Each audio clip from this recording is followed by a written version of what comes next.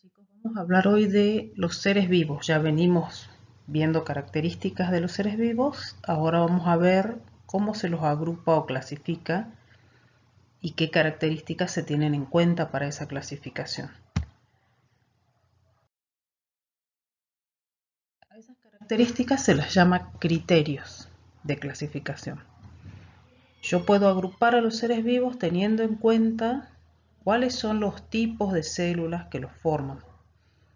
Por ejemplo, si es un organismo formado por una sola célula, sin un núcleo organizado, estamos hablando de una célula procariota, como es el caso de las bacterias. Si en cambio estamos hablando de células que contienen un núcleo, generalmente central, donde está protegido el ADN o la información genética, hablamos de células eucariotas. Pero si yo hablo de células eucariotas, tengo dos opciones. Que estas células tengan pared celular, que tengan cloroplastos y que puedan hacer fotosíntesis, y en ese caso estoy hablando de células eucariotas vegetales.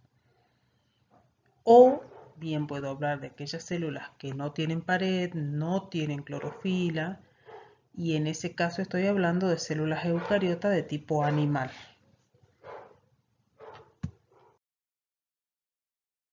Tipo de células yo puedo tener en cuenta para agrupar a los seres vivos qué cantidad de células tienen. Los organismos pueden ser organismos unicelulares y solamente tienen una célula, como es el caso de las bacterias, las levaduras, los protozoos, algas unicelulares, o pueden ser pluricelulares si tienen varias células. Es el caso de los hongos, las algas pluricelulares, las plantas y los animales. También puedo tomar en cuenta el tipo de alimentación o nutrición. Si se alimentan creando su propia materia orgánica, decimos que la nutrición es autótrofa. Si en cambio necesitan alimentarse de otros seres vivos, porque no pueden fabricar su alimento, no hacen fotosíntesis, la nutrición es heterótrofa. Y dentro de ese grupo tenemos diferentes tipos de nutrición. Herbívoros, aquellos que se alimentan solamente de vegetales; carnívoros si se alimentan de otros animales; omnívoros si se alimentan tanto de vegetales como de animales; y saprófitos aquellos que descomponen la materia orgánica para alimentarse, caso de los hongos. Otro criterio de clasificación es cómo respiran. Algunos organismos vivos no necesitan oxígeno para respirar. La respiración tiene como finalidad liberar energía. Algunos utilizan otros mecanismos para liberar la energía, como es el caso de las levaduras o de las bacterias. Y en ese caso hablamos de fermentación, no de respiración, o no de una respiración completa. Y pueden ser aerobios aquellos que utilizan oxígeno para su respiración, como es nuestro caso. Reproducción.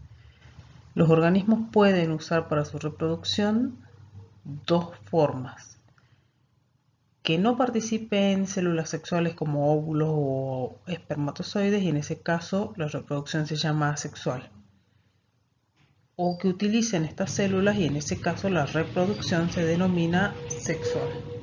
Tienen ahí dos ejemplos: en unicelulares las levaduras, y en las plantas, por ejemplo, por gajo o esqueje, asexual, y sexual en el caso de los mamíferos como el oso polar.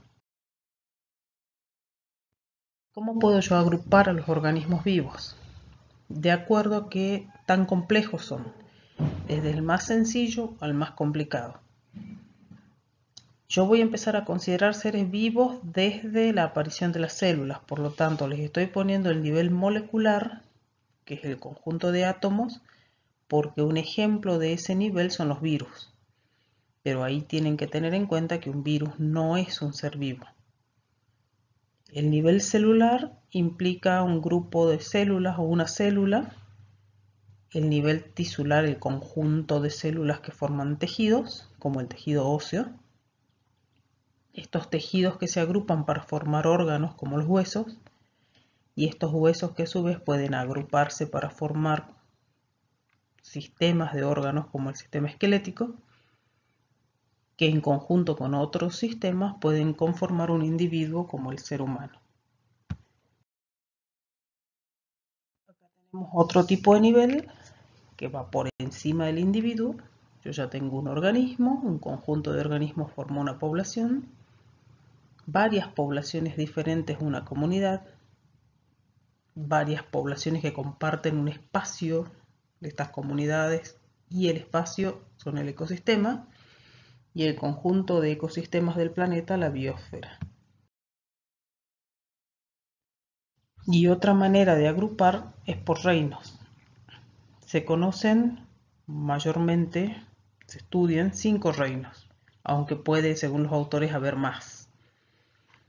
En este cuadro ustedes pueden ver, tenemos reinos que son unicelulares, como el monera y el protista, pero están separados porque el reino monera incluye células que son procariotas, es decir, no tienen núcleo, y los protistas, si bien son unicelulares, ya tienen un núcleo. Y los otros 3 reinos son todos eucariotas, o sea, todos con células nucleadas, y todos pluricelulares. Hongos, que si bien son parecidos en su forma a las plantas, no son capaces de hacer fotosíntesis, es decir, que en su nutrición son más bien parecidos a los animales, las plantas que son autótrofas y los animales que son heterótrofos. Esto sería para que tengan en cuenta cómo se clasifican los seres vivos y por qué hay que respetarlos. Así que en una próxima clase estaremos avanzando con otro tema.